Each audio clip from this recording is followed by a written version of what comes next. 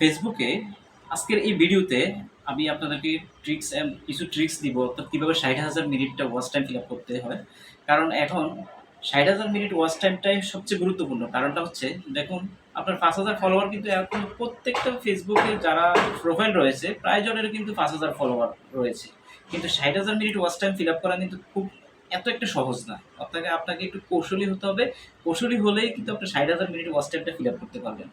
তার জন্য প্রথমে যে কাজটা করতে হবে সেটা হচ্ছে আপনাকে কিছু সেটিংস করে নিতে হবে। অর্থাৎ আপনার যদি ২ টা প্রোফাইল থাকে অথবা আপনি যদি ফেস থেকে শুরু করেন, তাহলে একটা টেকনিক বলে দিচ্ছি আপনাদেরকে। যদি কোনো একটা ফেস থেকে শুরু করেন, আপনার অন্য আরেকটা প্রোফাইলে যদি ১,০০০ ফলোয়ার থাকে বা সরি ৫,০০০ উপরে ফলোয়ার থাকে বা ৪,০০০ ফলোয়ার থাকে, তাহলে ওই পেজটাকে এই পেজটার সাথে কোলাবোরেট করবেন।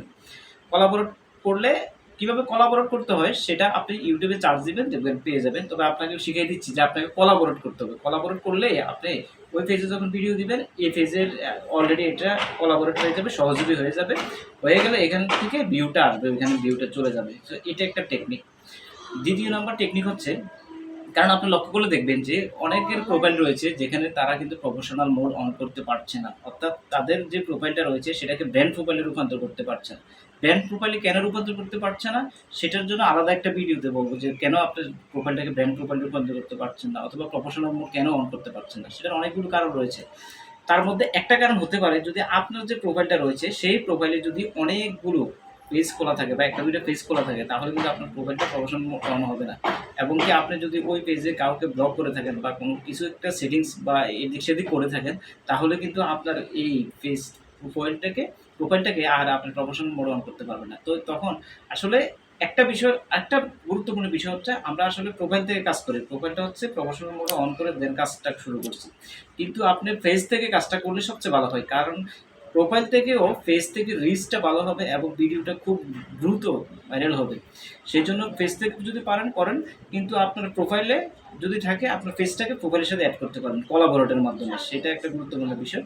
আরেকটা হচ্ছে, আপনার কিন্তু আপনার যে যদি আপনি বিভিন্ন রকমের ভিডিও দিয়ে থাকেন, অর্থাৎ আপনি সেখানে কপি করা ভিডিও দিয়েছেন বা শেয়ার করেছেন বা পলিসি ইস্যুর কোনো কিছুই আপনি ধার ধারেন নাই, তাহলে কিন্তু আপনি এখন থেকে ধার ধারবেন।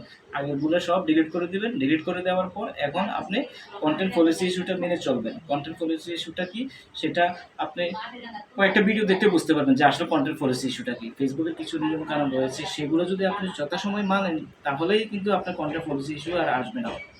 তাদের কমিউনিটি গাইডলাইন, স্ট্যান্ডার্ড রুলস রয়েছে। অর্থাৎ আপনি তাদের যে কমিউনিটিতে ভিডিও আপলোড করবেন, তাদেরকে একটা নিয়ম আছে, বা তাদের ভিডিওর একটা ভালো একটা কোয়ালিটি থাকতে হবে। কোয়ালিটি ফুল যদি ভিডিও রাখা হয়, তাহলে তো আপনার সেখানে এটা গ্রহণযোগ্য হবে না। তো এইগুলো নিয়মগুলো মানতে হবে। অর্থাৎ তাদের কিছু পলিসি আছে, পলিসিগুলো মানতে হবে। আরেকটা বিষয় হচ্ছে, আপনাকে হাই ডেফিনিশন রেজুলেশনে ভিডিও ধারণ করতে হবে। আপনার যদি ক্যামেরা দিয়ে না থাকে, মোবাইল দিয়ে ভিডিও ধারণ করেন, কোনো সমস্যা নেই। তবে ভিডিওর যে অ্যাপস রয়েছে, কিছু অ্যাপস রয়েছে, ওই অ্যাপসগুলো এইচডি অ্যাপস রয়েছে ভিডিও ধারণ করার জন্য। ওই অ্যাপসগুলো একটা আপনি ইনস্টল করে নেবেন এবং সেটিংসে গিয়ে ওইখানে আপনার সর্বোচ্চ যে কোয়ালিটিটা সেটা আপনি দিয়ে ভিডিওটা রেজুলেশনটা ধারণ করবেন। তো ফেসবুকের আরেকটা টেকনিক হচ্ছে, যেমন আমরা নর্মালি যখন ভিডিও ধারণ করি, ইউটিউবের ভিডিওর রেশিওটা একরকম, ফেসবুকের ভিডিও রেশিওটা একরকম, রিলসের রেশিওটা একরকম।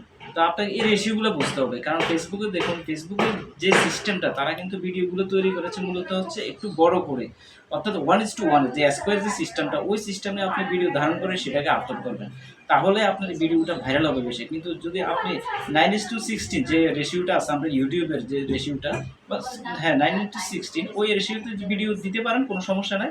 কিন্তু আপনাকে 1:1 রেশিওতে অথবা 4:3 এই রেশিওতে ভিডিও ধারণ করে দিবেন, তাহলে দেখবেন ভিডিওর যে রিচটা ভালো হবে এবং ফেসবুকে মানুষ এই জিনিসটা মানে খুব ভাইরাল হবে। আরেকটা বিষয় হচ্ছে, যেমন এটা খুবই গুরুত্বপূর্ণ বিষয়। এটা এখন ফেসবুকে যারা ডিজিটাল ক্রিয়েটর রয়েছেন, তারা কিন্তু এটাকে ধার ধারেন না এবং বাদ দিচ্ছে না। সেটা হলো থাম্বনেইল।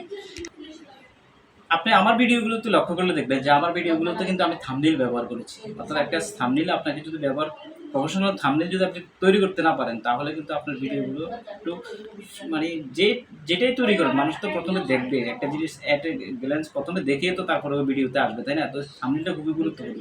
আপনার ভিডিওতে কিন্তু থাম্বনেইলটা আপনি অ্যাড করতে হবে। তো থাম্বনেইলটা কীভাবে অ্যাড করবেন, সেটা আপনাকে একটু আপডেট নলেজ রাখতে হবে। যে থাম্বনেইলটা অ্যাড করার জন্য আপনি থাম্বনেইলটা অ্যাড করবেন হচ্ছে গুগল ক্রোমিতে গিয়ে তারপরে আপনি থাম্বনেলটা কিন্তু অ্যাড করতে পারবেন।